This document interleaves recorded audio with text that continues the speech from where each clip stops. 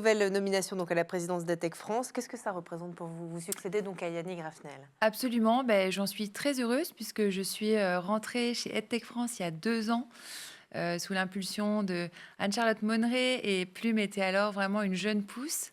Donc je vois dans l'association un tremplin vraiment pour la structuration des startups comme ça a été le cas pour Plume. Donc je suis très heureuse. Oui, bon alors qu'est-ce qui vous attend là au cours des prochains mois, des prochaines années? Déjà, c'est un mandat qui dure combien de temps? Alors c'est un mandat de 2 ans.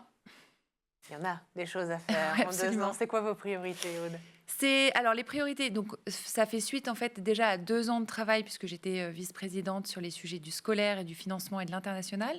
Donc l'idée c'est quand même de poursuivre le travail qui a été engagé sur les sujets notamment de structuration de l'association puisqu'on est passé de 1 salarié à 3. Donc c'est quand même conséquent.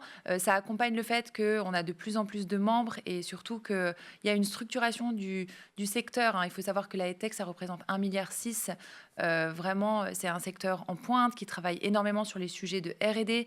C'est un sujet qui est vraiment fondamental en fait pour se saisir en fait des enjeux aussi de citoyenneté, mais climatiques, etc. Puisque c'est la pierre angulaire en fait de notre société, l'éducation. Donc on en a vraiment besoin.